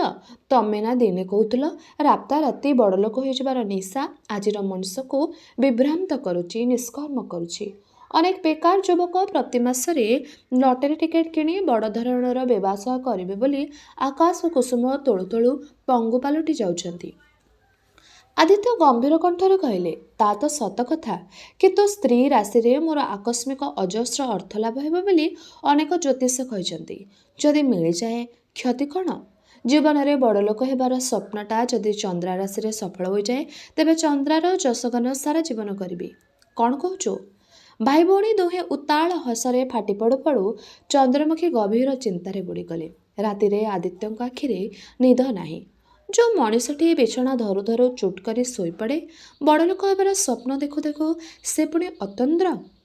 ଚନ୍ଦ୍ରାଙ୍କୁ ଆଦର କରୁ କରୁ ଆଦିତ୍ୟ କହୁଥିଲେ, ଚନ୍ଦ୍ରା ମୋର ବିଶ୍ୱାସ ଅନ୍ତତଃ ଏଇ ଗୋଟିଏ କଥାରେ ଜ୍ୟୋତିଷବାଣୀ ସତ ହୋଇଯିବ। ସେମିତି ଧାରଣା ନେଇ ଆଜି ତମ ନାଁରେ 2-4ଟା ଲଟେରୀ ଟିକେଟ୍ କିଣି ପକାଇଛି। ଭାବୁଛି କିଛି ଟଙ୍କା ଯୋଗାଡ଼ କରି ବିଜନେସ୍ ଆରମ୍ଭ କରିବି। ଏ ଚାକିରିର ଗଧଖଟଣି ଉପରିସ୍ଥ ଅଫିସରଙ୍କ ବୃଥା ଧମକ ମନମୁଖୀ କାରବାର ଆଉ ସହ୍ୟ କରି ହେଉନାହିଁ। ସେଥିରେ ପେଟ ବା ପୁରୁଛି କେଉଁଠି? ମୋ ପାଖରେ ଟଙ୍କା ଥିଲେ ମୁଁ ତୁମକୁ ଦାର୍ଜିଲିଂ ବା ସିମଲା ନେଇଯାଇଥାନ୍ତି, ନଚେତ୍ ଉତ୍କାମଣ୍ଡ ବା ଉଟି। ଆକାଶଚୁମ୍ବୀ ଆଶାର ମିନାରେ ତୋଳୁ ତୋଳୁ ଚନ୍ଦ୍ରମୁଖୀ ଭାବୁଥିଲେ, ସତରେ କ'ଣ ତାଙ୍କ ରାଶିରେ ଆଦିତ୍ୟଙ୍କର ଏ ଅଶ୍ଳୀଳ ସ୍ୱପ୍ନ ସତ୍ୟ ହେବ? ଆଦିତ୍ୟଙ୍କର ନିଦ୍ରାଭଙ୍ଗ ହେବା ମାତ୍ରେ ସେ ଦେଖିଲେ ପାଖରେ ଚନ୍ଦ୍ରମୁଖୀ ନାହାନ୍ତି। ଏବେ ମଧ୍ୟ ରାତି ପାଇ ନାହିଁ। ଆକାଶର ଅନ୍ଧାର କଟିନାହିଁ। ଚନ୍ଦ୍ରମୁଖୀ ଏତେ ଶୀଘ୍ର ଉଠି ପଡ଼ିଲେ କାହିଁକି? ହୁଏତ ବାଥରୁମ୍ ଯାଇଛନ୍ତି। କିନ୍ତୁ ଏତେ ସମୟ ଧରି ବାଥରୁମ୍ରୁ ବାହାରି ନାହାନ୍ତି କାହିଁକି ଚନ୍ଦ୍ରମୁଖୀ? ଆଜିକାଲି ଚନ୍ଦ୍ରମୁଖୀଙ୍କର ମଥା ଘୂରେଇ ଦେଉଛି ବେଳେବେଳେ। ଥରେ ବାଥରୁମ୍ରେ ମଥା ଘୂରେଇ ମୂର୍ଚ୍ଛିତ ହୋଇ ପଡ଼ିଥିଲେ। ସେହିଦିନଠାରୁ ଆଦିତ୍ୟଙ୍କର ନିର୍ଦ୍ଦେଶ, ରାତିରେ ବାଥରୁମ୍ କବାଟ ଭିତରୁ ବନ୍ଦ କରିବେ ନାହିଁ ଚନ୍ଦ୍ରମୁଖୀ। ଆଦିତ୍ୟ ଉଠିଲେ। ପାଖ ଘରେ ଅନୁରାଗ ରାହା ଧରି କାନ୍ଦୁଛି। ପାହାନ୍ତାରେ କିଛି ଗୋଟାଏ ସ୍ୱପ୍ନ ଦେଖିଛି କି କ'ଣ? ଆଭା ତାକୁ ବୋଧ ଦେଉଛି। ଅନୁରାଗର କାନ୍ଦ ଯେମିତି ବନ୍ଦ ହେବାର ନୁହେଁ। ଚନ୍ଦ୍ରମୁଖୀ କ'ଣ ଶୁଣିପାରୁନାହାନ୍ତି ଅନୁରାଗର କାନ୍ଦ? ଏତେବେଳକୁ ସେ ଛୁଟି ଜାମତାଣି ଆଭାର କୋଠରୀକୁ ଆଦିତ୍ୟଙ୍କର ବାରଣ ସତ୍ତ୍ୱେ। ଆଦିତ୍ୟ ବାଥରୁମ୍ ଖୋଲିଲେ। ବାଥରୁମ୍ରେ ଚନ୍ଦ୍ରମୁଖୀ ନାହାନ୍ତି। ଆଦିତ୍ୟ ଝରକା ଖୋଲିଲେ। ଝରକାକୁ ଲାଗି ଆଦିତ୍ୟଙ୍କର ପଢ଼ା ଟେବୁଲ ଉପରେ ଚନ୍ଦ୍ରମୁଖୀଙ୍କର ବଡ଼ ବଡ଼ ହସ୍ତାକ୍ଷରରେ କେତେ ଧାଡ଼ି ଲେଖା। କାଗଜଟା ହଠାତ୍ ଆଖିରେ ପଡ଼ିଗଲା ସେଇ ଝାପ୍ସା ଆଲୁଅରେ। ଆଦିତ୍ୟ ସୁଇଚ୍ ଚଳାଇ ଘରଟାକୁ ଆଲୋକିତ କରିନେବା ମାତ୍ରେ ତାଙ୍କ ମନର ଆକାଶଟା ଅନ୍ଧକାରଚ୍ଛନ୍ନ ହୋଇଗଲା। ସେ ଅନ୍ଧକାର ତାଙ୍କୁ ଅଥର୍ବ କରିଦେଲା। ସେ ଥରି ଥରି ବସି ପଡ଼ିଲେ ବିବଶ ବିବର୍ଣ୍ଣ ହୋଇ। କାଗଜରେ ଲେଖା ଥିଲା, ମୋର ମୃତ୍ୟୁ ପାଇଁ ଦାୟୀ କେହି ନୁହନ୍ତି। ମାନସିକ ଅବସାଦ ଯୋଗୁଁ ମୁଁ ମୃତ୍ୟୁବରଣ କରୁଛି। ସହର ଉପାନ୍ତର ନଦୀଭୂଇଁରେ ମୋର ଶରୀର ନିଶ୍ଚିହ୍ନ ହୋଇଯାଇଥିବ ଏ ଲେଖା କେହି ପଢ଼ିବା ବେଳକୁ ମୋତେ ଖୋଜିବା ଅନାବଶ୍ୟକ। ମୋର ମୃତ୍ୟୁରେ ମୋର ସ୍ୱାମୀ ଏତେ ବିମୂଢ଼ ହୋଇଯିବେ ଯେ ମୋର ଶବଦାହ କରିବା ମଧ୍ୟ ତାଙ୍କ ପକ୍ଷେ ସମ୍ଭବ ନୁହେଁ। ତେଣୁ ମୁଁ ଏ ଧରଣର ପନ୍ଥା ଅବଲମ୍ବନ କଲି। ଚନ୍ଦ୍ରମୁଖୀ। ଆଦିତ୍ୟ ତାପରେ ଆଉ କିଛି ଜାଣିନାହାନ୍ତି, ଭାବିନାହାନ୍ତି। ବୁଦ୍ଧିମତୀ ଆଭା ଏ ଘୋର ବିପଦ ସମୟରେ ଭାଇର ସହାୟକ ହୋଇ ଠିଆ ହେଲା। ସେ ଅନ୍ଧକାରରେ ସେ ସ୍ୱାମୀଙ୍କୁ ଫୋନ୍ କରି ଡକାଇ ଆଣିଲା। ତା ପରର ସମସ୍ତ କାର୍ଯ୍ୟପନ୍ଥା ନିଜ ହାତକୁ ନେଇଗଲା ବିଣୋଇ ନୀଳକଣ୍ଠ। ବିନା ଦୋଷରେ ଆଦିତ୍ୟ ଏବେ ନାନା ଅସୁବିଧାରେ ସମ୍ମୁଖୀନ ହେବେ, ନାନା ସାମାଜିକ ସମାଲୋଚନାର ଶରବ୍ୟ ହେବେ। ଯିଏ ଯାଇଛି ତାକୁ ଫେରାଇ ହେବ ନାହିଁ, ଯିଏ ରହିଯାଇଛି ତାଙ୍କୁ ସୁରକ୍ଷିତ ରଖିବାକୁ ହେବ। ଆଦିତ୍ୟଙ୍କୁ ଜୋର କରି ଅନେକ ଦିନ ଧରି ନିଦ ଔଷଧ ଖୁଆଇ ଖୁଆଇ ରଖିବାକୁ ହେଲା। ଚନ୍ଦ୍ରମୁଖୀଙ୍କର ମୃତ୍ୟୁର ସୁନ୍ଦର କାହାଣୀଟିର ସଙ୍ଗେ ସଙ୍ଗେ ପ୍ରଚାରିତ ହୋଇଗଲା। କଥାଟା ଏମିତି ଯେ ଆଦୌ ଅବିଶ୍ୱସନୀୟ ନୁହଁ। ପ୍ରାତଃ ଭ୍ରମଣ ସାରି ଖଟଣା ଦିନ ପ୍ରତ୍ୟୁଷରୁ ନଣନ୍ଦ ଭାଉଜ ଦୁହେଁ ଗୋଟିଏ ସଉକରେ ନଦୀରେ ସ୍ନାନ କରୁ କରୁ ଚନ୍ଦ୍ରମୁଖୀ ଅକସ୍ମାତ୍ ଜଳଭୂମିରେ ପଡ଼ିଗଲେ। ଆଭାର ଆଖି ଆଗରେ ଚାହୁଁ ଚାହୁଁ ସେ ବୁଡ଼ିଗଲେ, ହଜିଗଲେ। ଅନ୍ଧାର ତେବେ ବି କଟି ନଥାଏ। ନଦୀବନ୍ଧରେ ସଦ୍ୟସ୍ନାତ ଆଭା ଚିତ୍କାର କରି ଉଠିଲେ, ବୁଡ଼ିଗଲେ ଭାଉଜ, ବୁଡ଼ିଗଲେ। ଲୋକ ଜମିଗଲେ, ଦମକଳ ଆସିଲା। ମାତ୍ର ସବୁ ବୃଥା। ଚନ୍ଦ୍ରମୁଖୀଙ୍କର ଶବ ମିଳିଲା ନାହିଁ। ଆଦିତ୍ୟଙ୍କୁ ସମବେଦନା ଜଣାଇବା ପାଇଁ ଧାଇଁ ଆସିଲେ ବନ୍ଧୁ ପରିଜନ, ଧାଇଁ ଆସିଲେ ସରୋଜ ଆଉ ଶାନ୍ତା। ଏପର୍ଯ୍ୟନ୍ତ ଚନ୍ଦ୍ରମୁଖୀଙ୍କ ପାଇଁ ଅଶ୍ରୁ ଢାଳି ନଥିଲେ ଆଦିତ୍ୟ, କେବଳ ନିଥର ଦୃଷ୍ଟିରେ ଚାହିଁ ରହୁଥିଲେ। ସରୋଜଙ୍କୁ ଦେଖିବା ମାତ୍ରେ ଆଦିତ୍ୟଙ୍କର ପଥର ଆଖିରୁ ଝର ନିର୍ଝର ଅଶ୍ରୁଧାର ଝରି ପଡ଼ିଲା। ସରୋଜଙ୍କ ହାତକୁ ଜାବୁଡ଼ି ଧରି ଅବୋଧ ବାଳକଟି ଭଳି କୋହ ଉଚ୍ଛଳ କଣ୍ଠରେ ସେ କହିଲେ, ଚନ୍ଦ୍ରମୁଖୀ ମୋତେ ଏପରି ଶାସ୍ତି କାହିଁ ଦେଇଗଲା ସରୋଜ? ମୋତେ ଏମିତି ଅଧବାଟରେ ଛାଡ଼ିଦେଲା କାହିଁକି? ତାକୁ ବାଦ ଦେଇ ଜୀବନରେ କୌଣସି ସୁଖର କଳ୍ପନା ତ ମୁଁ କରିନଥିଲି। ଏବେ ମୁଁ ବଞ୍ଚିବି କେମିତି? ସରୋଜ କିଛି କହିଲେ ନାହିଁ। ଏ ପ୍ରଶ୍ନର ଉତ୍ତର ନାହିଁ, ଏ ଦୁଃଖର ସାନ୍ତ୍ୱନା ନାହିଁ। ସରୋଜ ଜାଣନ୍ତି ଆଦୌ ବଞ୍ଚିପାରିବେ ନାହିଁ ବୋଲି ଭାବୁଥିବା ଆଦିତ୍ୟ ବଞ୍ଚିପାରିବେ ଏବଂ ଠିକ୍ ଭାବରେ ବଞ୍ଚିପାରିବେ। ସମୟ ଏ ଶୋକର ଅମୋଘ ମହୋଷଧି। ଆଦିତ୍ୟଙ୍କୁ ନିର୍ଦ୍ୱନ୍ଦ୍ୱରେ ସମୟ ହାତରେ ଛାଡ଼ି ଦିଆଯାଇପାରେ। ଟ୍ରେନ୍ରେ ନିଜ ସିଟ୍ଟି ଖୋଜି ବସିବା ପରେ ଚନ୍ଦ୍ରମୁଖୀ ମନେ ମନେ ଖୁବ୍ ଆମୋଦିତ ହୋଇ ଉଠୁଥିଲେ। ଆଦିତ୍ୟ ବର୍ତ୍ତମାନ ତାଙ୍କ ପାଇଁ ମୁଣ୍ଡ କୋଡ଼ି କାନ୍ଦୁଥିବା କଥା ଚିନ୍ତା କରୁ କରୁ ଦୁଷ୍ଟ ବାଳିକା ଭଳି ସେ ମନେ ମନେ କୁରୁଳି ଉଠିଲେ। ପିଲାଦିନେ ବୋଉ ଉପରେ ରୁଷି ଦିନେ ଦିନେ ପଡ଼ିଶା ଘର ବଗିଚା ଭିତରେ ଲୁଚି ରହୁଥିଲେ। ଖାଇବା ବେଳେ ହେବା ମାତ୍ରେ ଚନ୍ଦ୍ରାଙ୍କୁ ଖୋଜା ପଡ଼ୁଥିଲା। ଖୋଜି ଖୋଜି ନ ପାଇବା ପରେ ବାପା ଉଦ୍ବିଗ୍ନ ହୋଇ ଉଠିଥିଲେ। ବୋଉ ବିଚଳିତ ହେଉଥିଲା, ପିଲାଟା ଗଲା କୁଆଡ଼େ? କୂଅ ପୋଖରୀରେ ବୁଡ଼ି ଯାଇନି ତ? ବୁଦା ଉଆଡ଼ରେ ଲୁଚି ରହି ବାପା ବୋଉଙ୍କ ମଜା ଦେଖୁଥିଲେ ଚନ୍ଦ୍ରମୁଖୀ। ବୋଉକୁ ନ କନ୍ଦାଇ ସେ ଛାଡ଼ୁ ନଥିଲେ। ଆଜି ମଧ୍ୟ ସେ ଚପଳ ଆନନ୍ଦରେ ସେ ମନେ ମନେ ପୁଲକିତ ହୋଇ ଉଠିଥିଲେ। ମଧୁମତୀ ପାଖରେ ପହଞ୍ଚିବା ପରେ ସେ ଆଦିତ୍ୟଙ୍କୁ ଗୋଟାଏ ଟେଲିଗ୍ରାମ କରିଦେବେ। ବେଶୀ ଦିନ ଆଦିତ୍ୟଙ୍କୁ ସେ ଦୁଃଖ ଦେବେ ନାହିଁ। ମାତ୍ର 3-4 ଦିନ ଚନ୍ଦ୍ରମୁଖୀଙ୍କର ମୃତ୍ୟୁ ଶୋକ ଆଦିତ୍ୟଙ୍କୁ କି ଅବସ୍ଥା କରିବ ସେ କଥା ସେ ଆଭାଠାରୁ ବୁଝିବେ ସରୋଜଙ୍କଠାରୁ। ମୃତ୍ୟୁ ପ୍ରତ୍ୟେକ ବ୍ୟକ୍ତିର ପ୍ରକୃତ ମୂଲ୍ୟାୟନ କରେ। ଆଦିତ୍ୟ ଏବେ ବୁଝୁଥିବେ ତାଙ୍କ ଜୀବନରେ ଚନ୍ଦ୍ରମୁଖୀ କେଡ଼େ ଅପରିହାର୍ଯ୍ୟ। ଅର୍ଥର ନିଶାଠାରୁ ପତ୍ନୀର ନିଶା ଅଧିକ ବୋଲି ଆଦିତ୍ୟ ବିଚାରୁଥିବେ। ତାର ଟେଲିଗ୍ରାମ ପାଇ ଆଦିତ୍ୟ ଧାଇଁ ଆସିବେ ଦିଲ୍ଲୀ। ସେତେବେଳେ ଛୁଟି ମଞ୍ଜୁର ହେବା ପାଇଁ ସେ ଆଉ ଅପେକ୍ଷା କରିବେ ନାହିଁ। ଉପରିସ୍ଥ ଅଫିସରଙ୍କ ଧାରଣା ଖରାପ ହୋଇଯିବ ବୋଲି ଭୟ କରି ଅଟକିଯିବେ ନାହିଁ। ଦେଖା ହେବା ମାତ୍ରେ ଚନ୍ଦ୍ରମୁଖୀ ପଚାରିବେ, ମୋତେ ଭୂତ ମନେକରି ଭରେ କରୁନାହ ତ? ଆଦିତ୍ୟ ସଜଳ ଦୃଷ୍ଟି ତୋଳି ତାଙ୍କୁ ଆଖି ପୁରାଇ ଦେଖୁ ଦେଖୁ କହିବେ, ଚନ୍ଦ୍ରା, ଏପରି ଦଣ୍ଡ ମୋତେ ଆଉ କେବେ ହେଲେ ଦେବ ନାହିଁ। ମୃତ୍ୟୁ ଯନ୍ତ୍ରଣାଠାରୁ ତମକୁ ହରାଇବାର ଯନ୍ତ୍ରଣା ବେଶୀ ଭୟଙ୍କର। ଅନୁରାଗ ପାଇଁ ଚିନ୍ତା ନାହିଁ, ତା ପାଇଁ ମା ଥିବା ନଥିବା ସମାନ। ମାକୁ ହରାଇବାର ଦୁଃଖ ବୁଝିବା ବୟସରେ ସେ ପହଞ୍ଚି ନାହିଁ। ଆଭା କୋଳରେ ସେ ଖୁସିରେ ଥିବ। ଅନୁରାଗ ଆଉ ଟିକେ ବଡ଼ ହୋଇଯାଇଥିଲେ ମିଛରେ ହେଉ ପଛେ ଏମିତି ଦୁଃଖ ସେ ତାକୁ ଦେଇନଥାନ୍ତେ। ପିଲାଟା ମାମା ହୋଇ ଦିନ ଦୁଇଟାରେ ଭାଙ୍ଗି ପଡ଼ିଥାନ୍ତା ଯେ। ନିଜ ଚିନ୍ତାରେ ବୁଡ଼ି ରହି ନିଜ ପରିବେଶର କଥା ସମ୍ପୂର୍ଣ୍ଣ ଭୁଲି ଯାଇଛନ୍ତି ଚନ୍ଦ୍ରମୁଖୀ। ହଠାତ୍ ପୁରୁଷ କଣ୍ଠର ଉଚ୍ଚ ହାସ୍ୟରୋଳରେ ସେ ସମ୍ବିତ ଫେରିଯାଇ ଭିତରକୁ ଫେରି ଚାହିଁଲେ। ତାଙ୍କ ସିଟ୍ ସମେତ 6ଟି ଯାକ ବର୍ଥରେ ପୁରୁଷ ସହଯାତ୍ରୀ। ତାଙ୍କ ପାଖକୁ ବସିଛନ୍ତି ଜଣେ ଦୁର୍ଦାନ୍ତ ଚେହେରାର ପୁରୁଷ। ଉପର ପଡ଼ି ସେ ପ୍ରଶ୍ନ କରୁଛନ୍ତି, ଆପଣ କୁଆଡ଼େ ଯିବେ? ଦିଲ୍ଲୀ। ବା ଖୁବ୍ ଭଲ ହେଲା। କ'ଣ ପଢ଼ୁଛନ୍ତି ସେଠି? ହଁ, ଖୁବ୍ ଭଲ କଥା। ରହନ୍ତି କେଉଁଠି? ହଷ୍ଟେଲରେ। କେଉଁ ହଷ୍ଟେଲ? ଚନ୍ଦ୍ରମୁଖୀ ଅସୁବିଧାରେ ପଡ଼ିଗଲେ। ଲୋକଟାର ଅଯାଚିତ ଆଳାପକୁ ଏଡ଼ାଇ ଯିବା ପାଇଁ ସେ ସବୁ କଥାରେ ସଂକ୍ଷିପ୍ତ ଉତ୍ତର ଦେବାକୁ ଯାଇ ଖୁବ୍ ଅଡ଼ୁଆରେ ପଡ଼ିଯାଇଛନ୍ତି। କଥା ଶୁଣି ନ ପାରିବା ଭଳି ସେ ଇତସ୍ତତଃ ଚାହିଁଲେ। ତାଙ୍କ ସାମ୍ନାରେ 3 ଜଣ ପୁରୁଷ, ତାଙ୍କ ପାଖ ସିଟ୍ରେ 2 ଜଣ ପୁରୁଷ, 5 ଯୋଡ଼ା ଆଖି ତାଙ୍କ ଉପରେ ନିବଦ୍ଧ। ଚନ୍ଦ୍ରମୁଖୀ ଏତେବେଳେ ଅନୁଭବ କଲେ ଏକା ଏକା ଏତେ ବାଟକୁ ବାହାରି ଆସିବା ତାଙ୍କ ପକ୍ଷେ ଉଚିତ ହେଇନି ବୋଲି। ତାଙ୍କର ସହଯାତ୍ରୀ 5 ଜଣଙ୍କ ଭିତରୁ କାହା ଉପରେ ଭରସା କରାଯାଇ ନପାରେ। ଗୋଟି ଗୋଟି କରି ସେ ସମସ୍ତଙ୍କୁ ଥରେ ଥରେ ଆଡ଼ନୟନରେ ଚାହିଁଲେ। ମନେ ହେଉଛି ସମସ୍ତେ ଅବିଶ୍ୱାସୀ କେବଳ ଜଣଙ୍କୁ ଛାଡ଼ି, ଯିଏ ବସିଛନ୍ତି ତାଙ୍କର ସାମ୍ନା ସିଟ୍ରେ। ଭାବଗମ୍ଭୀର ଚେହେରା, ଖୁବ୍ ଶାନ୍ତ ଆଉ ମାର୍ଜିତ ବ୍ୟକ୍ତିତ୍ୱ। ଏମାନଙ୍କ ଗୋଷ୍ଠୀର ଅନ୍ତର୍ଭୁକ୍ତ ଆଦୌ ନୁହନ୍ତି। ଘର ଛାଡ଼ି ଯେତେବେଳେ ବାହାରି ଆସିଲେଣି, କାହା ଉପରେ ହେଲେ ଭରସା କରିବାକୁ ହେବ। ଭଦ୍ରଲୋକ ସମ୍ପୂର୍ଣ୍ଣ ଅପରିଚିତ। କେମିତି ଭାବେ ତାଙ୍କୁ ସେ ନିଜର ଅସୁବିଧା ଜଣାଇବେ? ଭଦ୍ରଲୋକଙ୍କୁ କିଛି ଜଣାଇବାକୁ ପଡ଼ିଲା ନାହିଁ। ସେ ଚନ୍ଦ୍ରମୁଖୀଙ୍କର ନିଃସହାୟ ଆଖିର ଭାଷା ବୁଝିଗଲେ। ଶାନ୍ତ କଣ୍ଠରେ ଭଦ୍ରଲୋକଙ୍କୁ ଚାହିଁ କହିଲେ, ସେ କିଛି ଜାଣନ୍ତି ନାହିଁ। ଏଇ ପ୍ରଥମ ଥର ଦିଲ୍ଲୀ ଯାଉଛନ୍ତି ପାଠ ପଢ଼ିବା ପାଇଁ। ମୁଁ ତାଙ୍କର ଅଭିଭାବକ, ତାଙ୍କର ଫ୍ୟାମିଲି ଫ୍ରେଣ୍ଡ। ମୋ ସଙ୍ଗେ ପଠାଇଛନ୍ତି ତାଙ୍କର ବାପା। ପ୍ରଶ୍ନ ପଚାରୁଥିବା ଭଦ୍ରଲୋକ ସଙ୍କୁଚିତ ଭଙ୍ଗୀରେ ସଜାଡ଼ି ହେଇ ବସୁ ବସୁ କହିଲେ, ଆଚ୍ଛା ଆଚ୍ଛା, ଖୁବ୍ ଭଲ କଥା। କିନ୍ତୁ ଆପଣ ଦୁହେଁ ସମ୍ପୂର୍ଣ୍ଣ ଅପରିଚିତ ମଣିଷଙ୍କ ଭଳି ଚୁପଚାପ ହେଇ ବସିଛନ୍ତି ଯେ? ଚୁପଚାପ ରହିବା କିମ୍ବା ବକବକ୍ ହେବା ବ୍ୟକ୍ତିଗତ ଅଭ୍ୟାସର କଥା। ଦରକାର ନଥିଲେ ମୁଁ ପ୍ରାୟ ମୁହଁ ଖୋଲେ ନାହିଁ। ସାମ୍ନାରେ ବସିଥିବା ଭଦ୍ରଲୋକ କହିଲେ। ଅବଶ୍ୟ କମ୍ କଥା କହିବା ଖୁବ୍ ଭଲ ଅଭ୍ୟାସ, ଭଦ୍ରଲୋକ ଶୁଷ୍କ କଣ୍ଠରେ କହି ମୁହଁ ଫେରାଇ ନେଲେ। ସେ ଏଥର ସଙ୍ଗୀମାନଙ୍କ ସହଯୋଗ କଲେ। ସୁନ୍ଦରୀ ତରୁଣୀଙ୍କୁ ନିଃସଙ୍ଗ ମନେକରି ଦୀର୍ଘଯାତ୍ରାରେ ଯେଉଁ ରୋମାଞ୍ଚିତ ମୁହୂର୍ତ୍ତମାନଙ୍କରେ ଚିଠା ସେ ମନେ ମନେ ପ୍ରସ୍ତୁତ କରି ନେଇଥିଲେ, ତାହା ନିରର୍ଥକ ମନେକରି ସେ ବିମର୍ଷ ହୋଇଗଲେ। ସେମାନେ ଏଥର 4 ଜଣ ମିଶି ତାସ୍ ଖେଳରେ ମାତିଗଲେ। କ୍ଳାନ୍ତିକର ଯାତ୍ରାକୁ ସରଳ କରିବା ପାଇଁ ତାସ୍ ମୁଠାଇ କେହି ଜଣେ ବ୍ୟାଗ୍ରେ ପକାଇ ଦେଇଥିଲେ। ଭଦ୍ରଲୋକ ଜଣକ ଖେଳ ପୂର୍ବରୁ ଚନ୍ଦ୍ରମୁଖୀଙ୍କର ସଙ୍ଗା ବୋଲାଉଥିବା ଭଦ୍ରବ୍ୟକ୍ତିଙ୍କୁ ଚାହିଁ ପ୍ରଶ୍ନ କଲେ, ତାସ୍ ଖେଳିବେ? ସମୟ କଟିଯିବ। ଆପଣ ସିନା କଥା ଗପନ୍ତି ନାହିଁ, ତାସ୍ ଖେଳିବାରେ ଆପତ୍ତି କ'ଣ? ଭଦ୍ରଲୋକ ହାତ ଯୋଡ଼ି ବିନମ୍ର କଣ୍ଠରେ କହିଲେ, କ୍ଷମା କରିବେ ଆଜ୍ଞା, କୌଣସି ଖେଳ ମୋ ଦ୍ୱାରା ହୁଏ ନାହିଁ। ଆପଣମାନେ ତ 4 ଜଣ ଅଛନ୍ତି, ଖେଳ ବେଶ୍ ଜମିଯିବ। ଆପଣ ବୋର୍ ହେବେନି ତ? ନା, ବରଂ ତାସ୍ ଖେଳିଲେ ମୋତେ ବୋର୍ ଲାଗେ। ଭଦ୍ରଲୋକ ବାହାରକୁ ଦୃଷ୍ଟି ଫେରାଇ ବସି ରହିଲେ।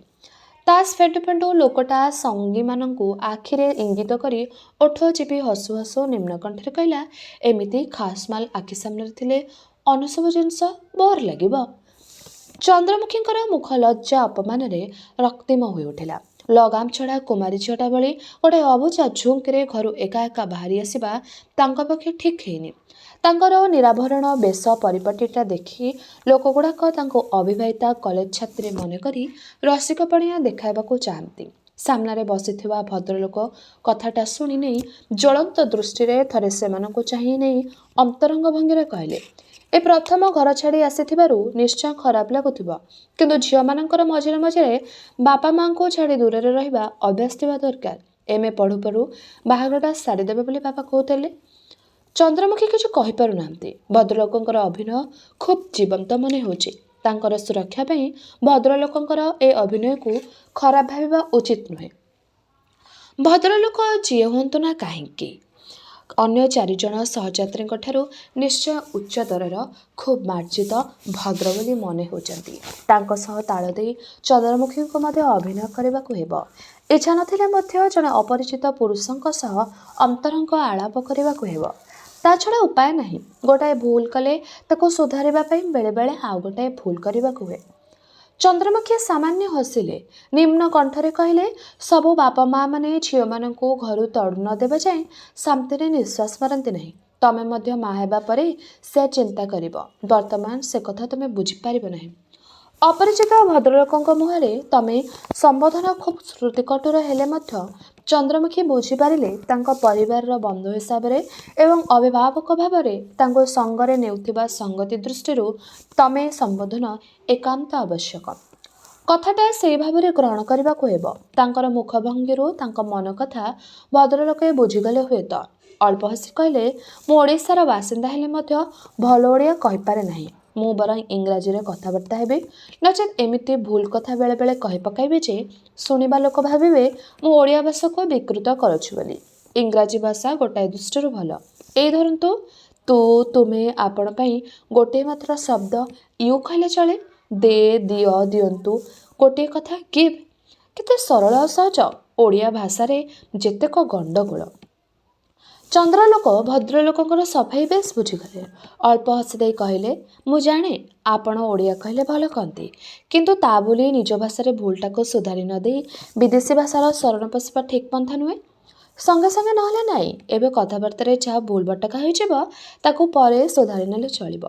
ଚନ୍ଦ୍ରମୁଖୀ ଅସଲ କଥାଟି ବୁଝାଇଦେଲେ ଯେ ବର୍ତ୍ତମାନ ଅନ୍ତରଙ୍ଗତାକୁ ପରେ ସୁଧାରି ନେବାକୁ ହେବ। ଭଦ୍ରଲୋକ କଥାଟା ବୁଝିଗଲେ ହୁଏତ। ଅଳ୍ପ ହସି ମୁଣ୍ଡ ଡୁଙ୍ଗାରି ନେଲେ। ସେମାନେ ଚାରିଜଣ ତାସ୍ ଖେଳରେ ମାତିଛନ୍ତି। ହାର ଜିତ୍ ନେଇ ବେଶ୍ ତର୍କ ବିତର୍କରେ ନିମଗ୍ନ ହୋଇଯାଇଛନ୍ତି। ସମସ୍ତଙ୍କର ଜିତାପଟ ଲୋଡ଼ା।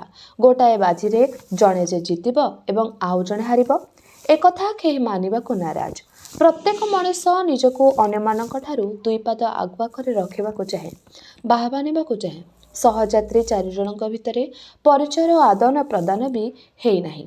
କିଏ କୁଆଡ଼େ ଯିବ, କିଏ କ'ଣ କରେ, ତା ମଧ୍ୟ କାହାରିକୁ ଜଣା ନାହିଁ। ଏ ଯାତ୍ରା ଶେଷ ଆଉ ଥରେ ଭେଟ ହେବ ହୁଏତ ସମ୍ଭବ ହୋଇନପାରେ। ପୁଣି କେବେ କେଉଁଠି ଭେଟ ହେଲେ ମଧ୍ୟ କେହି କାହାରିକୁ ଚିହ୍ନିପାରିବା ସମ୍ଭବ ନ ହୋଇପାରେ। ତଥାପି ହାର ଜିତକୁ ନେଇ ତୁମୁଳ ପାଟିଗୋଳ ଚାଲିଛି। ଖେଳୁ ଖେଳୁ ସତକୁ ସତ ମଧ୍ୟ ରାଗି ଯାଉଛନ୍ତି କେହି କେହି। ମଣିଷର ଏଇ ଜିତାପଟ ନେବାକୁ ନିଶାଟାକୁ ପ୍ରବଳ ସତେ। ସ୍ୱାମୀଙ୍କର ପ୍ରେମର ପରୀକ୍ଷା ପାଇଁ ଚନ୍ଦ୍ରମୁଖୀ ଯେଉଁ ନାଟକର ଅବତାରଣ କରିଛନ୍ତି, ସେଥିରେ କାହାର ଜିତାପଟ ହେବ କେଜାଣି? ଚନ୍ଦ୍ରମୁଖୀ ଅନ୍ୟମନସ୍କ ହୋଇ ପଡ଼ିଲେ। ଭଦ୍ରଲୋକ ନିମ୍ନ କଣ୍ଠରେ କହିଲେ, ସେମାନେ ଖେଳରେ ମାତି ଯାଇଛନ୍ତି। ଏ ସୁଯୋଗରେ ଆମର ପରିଚୟର ଆଦାନ ପ୍ରଦାନ ହୋଇଯିବା ଆବଶ୍ୟକ, ନଚେତ୍ ଅଭିନୟ ଧଡ଼ା ପଡ଼ିଯାଇପାରେ। ଆପଣ ଜିଅନ୍ତୁ ନା କାହିଁକି, ମୋ ନାମ ସହ ଘନିଷ୍ଠ ସମ୍ପର୍କ ଆପଣଙ୍କର ଅଛି। ଅର୍ଥାତ୍?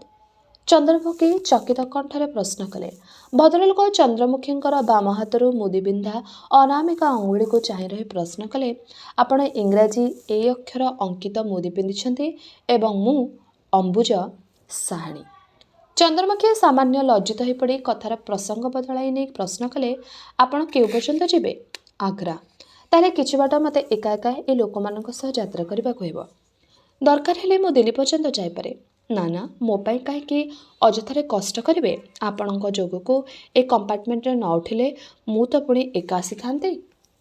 ଅବଶ୍ୟ, କିନ୍ତୁ ଆପଣଙ୍କର ବୟସର ଅବିବାହିତ ଝିଅମାନେ ଏକା ଏକା ଏତେ ଲମ୍ବା ଜର୍ଣ୍ଣି କରିବା ଠିକ୍ ନୁହେଁ। କେହି ଚିହ୍ନାଜଣା ଲୋକଙ୍କୁ ସାଥୀ ନ କରିନେବା ଉଚିତ। ଚନ୍ଦ୍ରମୁଖୀ ଭାବୁଥିଲେ ସେ କହିଦେବେ ସେ ଅବିବାହିତା ନୁହନ୍ତି, ସେ ବିବାହିତା ଏବଂ ଜନନୀ।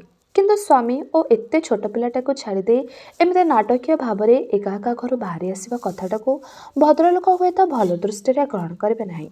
ସବୁ କଥା ପଳାଇ ତା ପ୍ରତି ତାଙ୍କର ଧାରଣା ବଦଳିଯିବ ଏବଂ ତାଙ୍କ ସହାନୁଭୂତି ସେ ହରାଇବେ।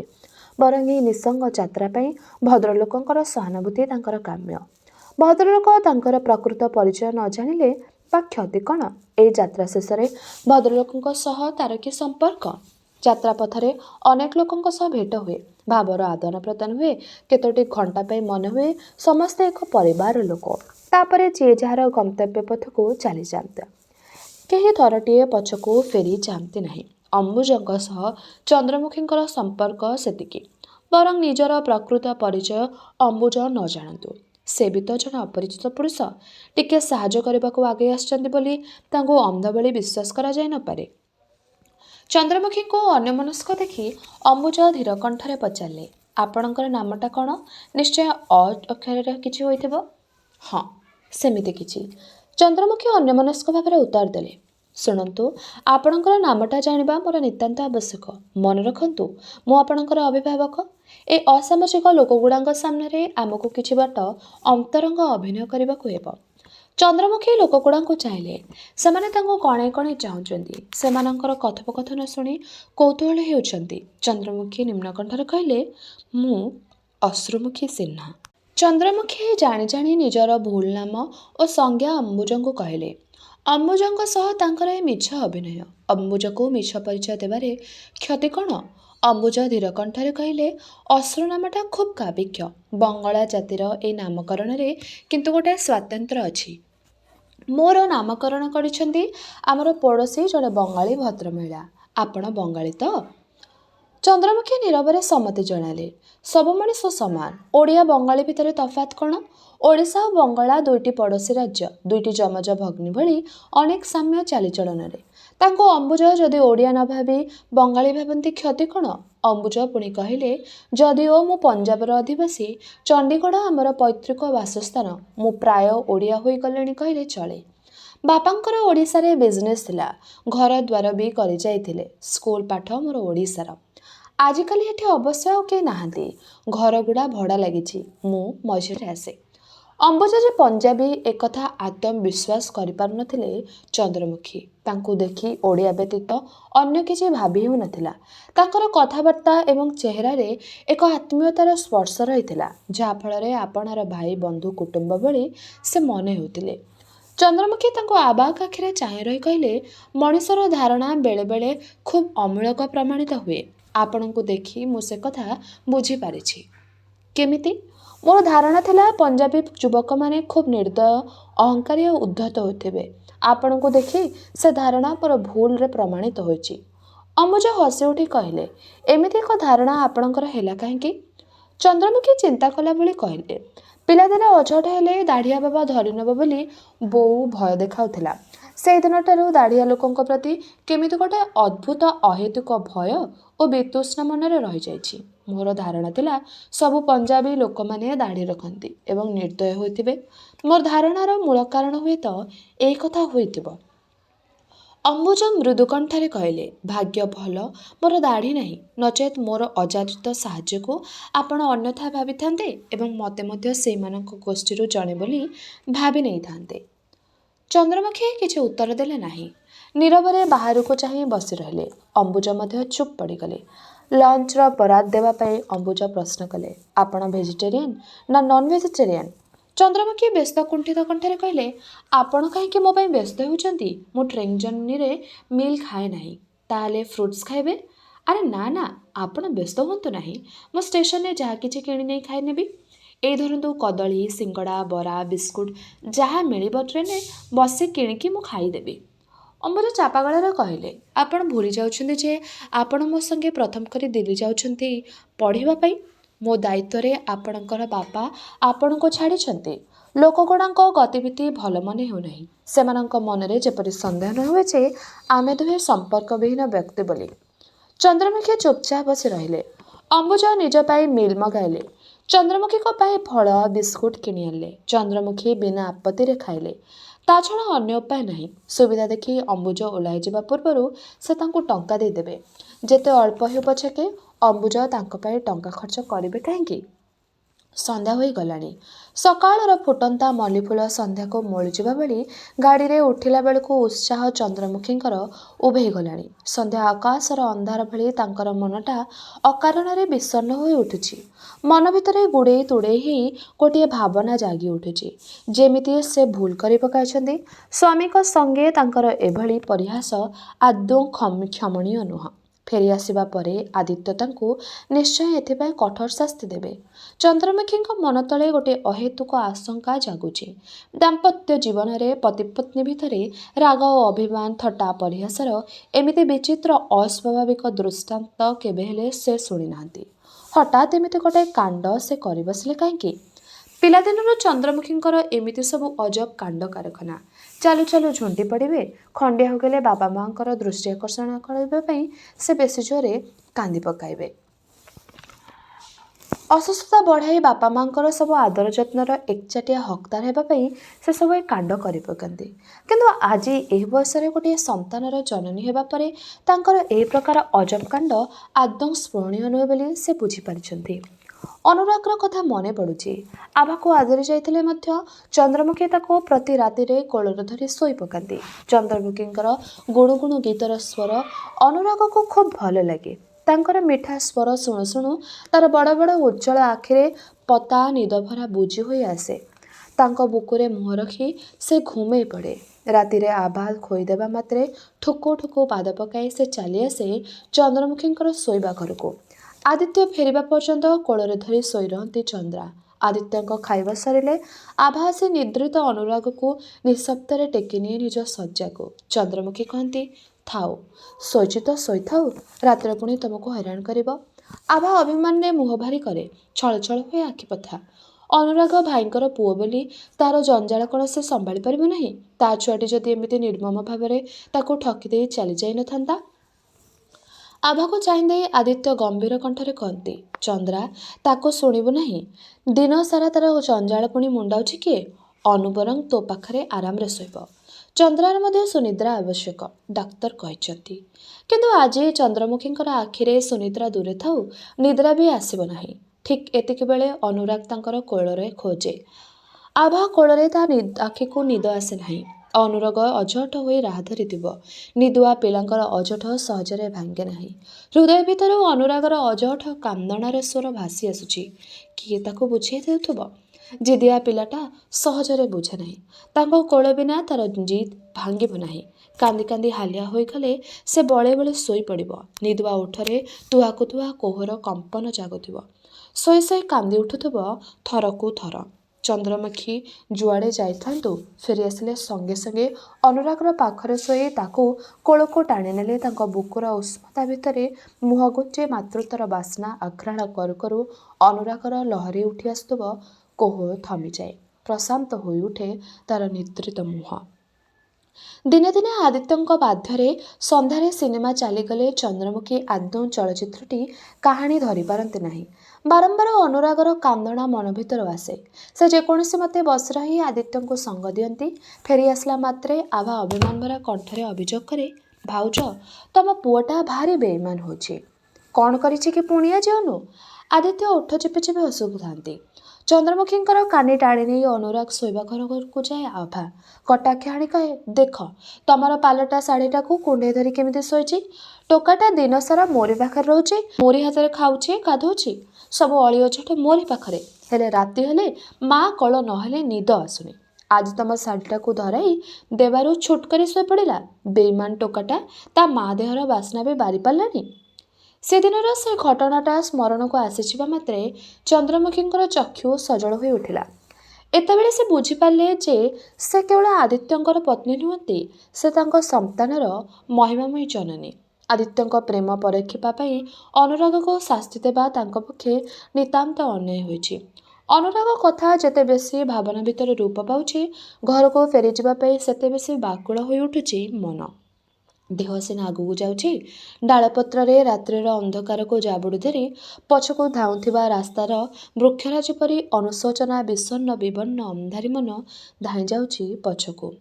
ସଙ୍ଗେ ସଙ୍ଗେ ମଧୁମଠୁଠାରୁ ଟଙ୍କା ଧାର କରି ସେ ପ୍ଲେନ୍ ଟିକେଟ୍ କାଟି ଫେରିଆସିବ ଘରକୁ ବୋଲି ମନେ ମନେ ଚିନ୍ତା କଲେ। ଅନୁରାଗକୁ ଛାତିରେ ଜାବୁଡ଼ି ଧରି ବୋଧ ଦେବେ, କହିବେ, ଧନରେ, ଆଉ କେବେ ଏମିତି ଚଗଲା ପିଲାଙ୍କ ଭଳି ମୁଁ ଘର ଛାଡ଼ି ପଳାଇ ଯିବି ନାହିଁ, ତତେ କନ୍ଦାଇବି ନାହିଁ। ଆଦିତ୍ୟଙ୍କର ପାଦ ଧରି କ୍ଷମା ମାଗି ନେବେ। ତାଙ୍କର ସବୁ ରାଗକୁ ନୀରବରେ ସହି ନେବେ। ଅନୁନୟ କରି କହିବେ, ତମେ ମୋର ଦୋଷ ଦୋଷର କ୍ଷମା କରିବ ବୋଲି ଅଗ୍ନିକୁ ସାକ୍ଷୀ ରଖି ଶପଥ କରିଛ। ଏ ଗୋଟିଏ ମାତ୍ର ଦୋଷ କ୍ଷମା କରିଦିଅ। ଏ ଜୀବନରେ ଆଉ ତମକୁ କ୍ଷମା ଦେବା ପାଇଁ ପଡ଼ିବ ନାହିଁ। ଆଦିତ୍ୟ ହୃଦୟବାନ, କ୍ଷମାଶୀଳ, ସେ ତାର ଦୋଷ ଧରିବେ ନାହିଁ। ଆଦିତ୍ୟକୁ ସେ କିନ୍ତୁ ଖୁବ୍ ଯନ୍ତ୍ରଣାରେ ପକାଇ ଦେଇ ଆସିଛନ୍ତି। କଥାଟା ଚନ୍ଦ୍ରମୁଖୀଙ୍କ ପାଇଁ ମିଥ୍ୟା ପରିହାସ ହେଲେ ମଧ୍ୟ ଆଦିତ୍ୟଙ୍କ ପାଇଁ ନିଷ୍ଠୁର ସତ୍ୟ। ଏତେ ବଡ଼ ଧକ୍କା ଆଦିତ୍ୟ ସମ୍ଭାଳି ପାରିବେ ତ? ସତକୁ ସତ ଆଦିତ୍ୟଙ୍କର କିଛି ଯଦି ଅସୁବିଧା ହୋଇଯାଏ? କଥାଟା ଭାବନାକୁ ଆସିବା ମାତ୍ରେ ଚନ୍ଦ୍ରମୁଖୀଙ୍କର ମଥା ଘୂରେଇଗଲା। ହୃଦୟ କମ୍ପି ଉଠିଲା ଏକ ଅଜଣା ଆଶଙ୍କାରେ। ଅବଶ ହୋଇଗଲା ସମଗ୍ର ଶରୀର। ତାଙ୍କର ଇଚ୍ଛା ହେଲା ସେ ଟ୍ରେନ୍ରୁ ଡେଇଁ ପଡ଼ି ପଛକୁ ଦୌଡ଼ନ୍ତେ, ପହଞ୍ଚି ଯାଆନ୍ତେ ଆଦିତ୍ୟଙ୍କ ପାଖରେ ଗୋଟିଏ ପଲକରେ। ଏପର୍ଯ୍ୟନ୍ତ ଆଦିତ୍ୟଙ୍କର ଶୋକାତୁର ଅବସ୍ଥାର ବିଭିନ୍ନ ରୂପରେଖକୁ ଚିନ୍ତା କରି ଚନ୍ଦ୍ରମୁଖୀ ଆମୋଦିତ ହେଉଥିଲେ। ଆଦିତ୍ୟଙ୍କର ଆଉ କିଛି ଅସୁବିଧା ହୋଇପାରେ ବୋଲି ଚିନ୍ତା କରିନଥିଲେ। କଥାଟା ଚିନ୍ତାକୁ ଆସିଯିବା ମାତ୍ରେ ଚନ୍ଦ୍ରମୁଖୀ ଅବଶ୍ୟ ବିମୂଢ଼ ହୋଇଗଲେ। ଏମିତି ଗୋଟିଏ କଥା ସେ ଆଗରୁ ଭାବିନଥିଲେ କେମିତି? ଚନ୍ଦ୍ରମୁଖୀଙ୍କୁ ଗମ୍ଭୀର ଅନ୍ୟମନସ୍କ ଦେଖି ଅମ୍ବୁଜ କହିଲେ, ଘର କଥା ଭାବୁଛନ୍ତି? ହଷ୍ଟେଲରେ ପହଞ୍ଚିଲେ ସବୁକିଛି ଠିକ୍ ହୋଇଯିବ। ଏଥର ଶୋଇପଡ଼ନ୍ତୁ। ଅମ୍ବୁଜ ନିଜର ବେଡ଼ିଂ ଖୋଲିଲେ। ତଳବର୍ଷ ଦୁଇଟି ଅମ୍ବୁଜ ଓ ଚନ୍ଦ୍ରମୁଖୀଙ୍କର। ଅମ୍ବୁଜ ଚଟାପ ଚନ୍ଦ୍ରମୁଖୀଙ୍କୁ ପଛ କରି ଶୋଇଗଲେ। ନିଜର ପୋଷାକ ମଧ୍ୟ ବଦଳାଇଲେ ନାହିଁ। ଅନ୍ୟ 4 ଜଣ ସହଯାତ୍ରୀ ଚନ୍ଦ୍ରମୁଖୀଙ୍କ ସାମ୍ନାରେ ଠିଆ ହୋଇ ନିଜ ରାତ୍ରି ପୋଷାକ ବଦଳିଲେ। ନିଜ ନିଜ ଭିତରେ ଅନାବଶ୍ୟକ ଅବାଞ୍ଛିତ ଆଳାପର ଖିଅ ଯୋଡ଼ୁଥିଲେ। ଚନ୍ଦ୍ରମୁଖୀଙ୍କୁ ପରିବେଶଟା ଖୁବ୍ ଅସ୍ୱସ୍ତିକର ଲାଗିଲା। ରାତିସାରା ତାଙ୍କର ଆଜି ଶୋଇବାର ପ୍ରଶ୍ନ ନାହିଁ। ଏକ ତ ନିଜର ଦୁର୍ଭାବନା, ତା ସାଙ୍ଗକୁ ଏକ ଅସ୍ୱସ୍ତିକର ପରିବେଶ ତାଙ୍କର ନିଦ୍ରାହରଣ କରିଛି। ଲୋକଗୁଡ଼ା ନିଜ ନିଜର ବର୍ଥରେ ଚିତ୍ ହୋଇ ଶୋଇଗଲେ। ସମସ୍ତଙ୍କର ଦୃଷ୍ଟି କିନ୍ତୁ ଚନ୍ଦ୍ରମୁଖୀଙ୍କ ଉପରେ ନିବଦ୍ଧ। ଚନ୍ଦ୍ରମୁଖୀ ଶୋଇପାରୁନାହାନ୍ତି। ମଝି ବର୍ଥ ତଳେ ମୁଣ୍ଡ ନୁଆଇ ବସି ମଧ୍ୟ ପାରୁନାହାନ୍ତି। ତାଙ୍କର ତ୍ରିଶଙ୍କୁ ଅବସ୍ଥା। ବେକ ଭାଙ୍ଗି ସେ ଦରଶୁଆ ଅବସ୍ଥାରେ ବାହାରକୁ ଚାହିଁ ରହିଛନ୍ତି। ତାଙ୍କ ବାମପଟକୁ 2 ଟାୟାର ତଳେ ଜଣେ ବୟସ୍କ ମହିଳା। ଉପର ବର୍ଥରେ ବୋଧହୁଏ ତାଙ୍କର ପୁଅ। ଚନ୍ଦ୍ରମୁଖୀଙ୍କର ଇଚ୍ଛା ହେଉଥିଲା ଭଦ୍ରମହିଳାଙ୍କୁ ଅନୁରୋଧ କରି ରାତିକ ପାଇଁ ତାଙ୍କ ବର୍ଥରେ ଚନ୍ଦ୍ରମୁଖୀ ଶୁଅନ୍ତେ। ତାଙ୍କର ଅନୁରୋଧ ଭଦ୍ରମହିଳା ରଖିପାରନ୍ତି। କିନ୍ତୁ ଅନ୍ୟମାନେ ତାଙ୍କ ମନର ଦୁର୍ବଳତା ଧରିନେବେ। ଅମ୍ବୁଜ ଭାବିବେ ଚନ୍ଦ୍ରମୁଖୀ ତାଙ୍କ ଉପରେ ହୁଏତ ଆସ୍ଥା ରଖିପାରୁନାହାନ୍ତି। ବିଚରା ସେ ମଧ୍ୟ ଖୁବ୍ ଅସ୍ୱସ୍ତି ବୋଧ କରୁଛନ୍ତି। ଗୋଟାଏ ପାଖ ମାଡ଼ି ସେ କାଠକଣ୍ଡେଇ ଭଳି ପଡ଼ି ରହିଛନ୍ତି। ବିଚରା ଚନ୍ଦ୍ରମୁଖୀ ସାମ୍ନାରେ ରାତ୍ରି ପୋଷାକ ମଧ୍ୟ ବଦଳାଇ ପାରିଲେ ନାହିଁ। ଥାଉ, ଆର ବର୍ଥକୁ ଉଠିଗଲେ ମଧ୍ୟ ଚନ୍ଦ୍ରମୁଖୀ ରାତିସାରା ଶୋଇପାରିବେ ନାହିଁ। ଆଦିତ୍ୟଙ୍କର ଚିନ୍ତା ତାଙ୍କୁ ଘାରି ରହିଥିବ। ଅମ୍ବୁଜଙ୍କୁ ପଛ କରି ଚନ୍ଦ୍ରମୁଖୀ ଶୋଇପଡ଼ି ଆଖି ବୁଜିଲେ ନିଦ ହୋଇନାହିଁ। ନିଦ ଆସିଲେ ଆଖି ମୁଦି ହୁଏ। 4 ଜଣ ଯାକ ସହଯାତ୍ରୀ ଘୁଙ୍ଗୁଡ଼ି ମାରିଲେଣି। ସେମାନଙ୍କର ଚେତା ନାହିଁ। ସନ୍ଧ୍ୟାରେ ସେମାନେ ସମସ୍ତେ ଏକାଠି ଅନେକ ସମୟ ଯାଏ ଅନ୍ୟତ୍ର ଉଠି ଯାଇଥିଲେ। ଫେରିଲା ବେଳକୁ ସମସ୍ତଙ୍କର ଆଖି ରକ୍ତିମ, କଥାବାର୍ତ୍ତା ଅସଲଗ୍ନ। ସେମାନଙ୍କ ହାୱାରେ ଅରୁଚିକର ବାସ୍ନା। ଚନ୍ଦ୍ରମୁଖୀ ମୁଖ ବିକୃତ କରିଥିଲେ। ଗମ୍ଭୀର ହୋଇଥିଲେ ଅମ୍ବୁଜ। ସେମାନଙ୍କର ଅନୁମାନ ସତ୍ୟ। 4 ଜଣ ନିଦ୍ରାରେ ନୁହେଁ, ନିଶାରେ ଅଚେତନ। ଏ ବରଂ ଏକ ପ୍ରକାରେ ଭଲ। ଚନ୍ଦ୍ରମୁଖୀ ନିଶ୍ଚିନ୍ତ। ଯାତ୍ରା ଶେଷ ପର୍ଯ୍ୟନ୍ତ ସେମାନେ ନିଶାରେ ଅଚେତନ ହୋଇ ରହିଲେ ବରଂ ବେଶୀ ନିରାପଦ ହୁଅନ୍ତା। ଚନ୍ଦ୍ରମୁଖୀ ଏଥର ଶୋଇବାକୁ ଚେଷ୍ଟା କଲେ। ଆଉ ଅନୁରାଗର କୁଶଳ କାମନା କରି ଈଶ୍ୱରଙ୍କୁ ପ୍ରଣାମ ଜଣାଇ ସେ ଆଖି ବୁଜିଦେଲେ। ସାରାଦିନ ବସି ବସି ଚନ୍ଦ୍ରମୁଖୀ କ୍ଳାନ୍ତ ହୋଇଥିଲେ। ଦୁଶ୍ଚିନ୍ତା ଭିତରେ ତାଙ୍କୁ କେତେବେଳେ ନିଦ ହୋଇଗଲା। ନିଦରେ ଦୁଶ୍ଚିନ୍ତାରୁ ମୁକ୍ତି କାହିଁ ଦୁଶ୍ଚିନ୍ତା ସବୁ ଦୁଃସ୍ୱପ୍ନ ହୋଇ ବାହାରି ଆସିଲେଣି। ଚନ୍ଦ୍ରମୁଖୀ ସ୍ୱପ୍ନରେ କାନ୍ଦୁଛନ୍ତି କଇଁ କଇଁ। ଆଦିତ୍ୟଙ୍କୁ କ୍ଷମା ମାଗୁଛନ୍ତି। ଆଦିତ୍ୟ ନୀରବ, ନିର୍ବିକାର। ଚନ୍ଦ୍ରମୁଖୀଙ୍କ ସହ ତାଙ୍କର ଆଉ କିଛି ସମ୍ପର୍କ ନାହିଁ। ଚନ୍ଦ୍ରମୁଖୀ ଅନୁରାଗକୁ କୋଳକୁ ନେଉଛନ୍ତି। ସେ ମୁହଁ ଫେରାଇ ଆଭାପଣତରେ ମୁହଁ ଢାଙ୍କୁଛି। ଚନ୍ଦ୍ରମୁଖୀଙ୍କୁ ଚିହ୍ନି ପାରୁନାହିଁ। ଆଦିତ୍ୟଙ୍କ ପାଖରେ ଚନ୍ଦ୍ରମୁଖୀଙ୍କର ଅନୁନୟ ବ୍ୟର୍ଥ ହୋଇଛି। ଆଦିତ୍ୟ ପଥର ପାଲଟିଛନ୍ତି। କ'ଣ ହେଇଛି ତାଙ୍କର? ସେ ସୁସ୍ଥ ଅଛନ୍ତି ତ? ସ୍ୱାଭାବିକ ଅଛନ୍ତି ତ? ପତ୍ନୀ ଶୋକରେ ସେ ପାଗଳ ହୋଇନାହାନ୍ତି ତ? ଅସୁସ୍ଥ ହୋଇପଡ଼ିନାହାନ୍ତି ତ? ତଥାପି ମଧ୍ୟ ଆଦିତ୍ୟ ନିରୁତ୍ତର। ଚନ୍ଦ୍ରମୁଖୀ ଜୋରରେ କାନ୍ଦୁଛନ୍ତି। ଅମ୍ବୁଜ କଡ଼ ବୁଲାଇ ଚମକି ଚାହିଁଲେ। ଚନ୍ଦ୍ରମୁଖୀଙ୍କୁ ସେ ନିଦରୁ ଉଠାଇ ପାରୁନାହାନ୍ତି। ବୟସ୍କା ମହିଳା ଜଣଙ୍କର ନିଦ ଭାଙ୍ଗିଛି। ସେ କହିଲେ, ଝିଅକୁ ଟିକେ ଛୁଇଁଦେଇ ଡାକିଦିଅ ପୁଅ, ସ୍ୱପ୍ନ ଦେଖି କାନ୍ଦୁଛି।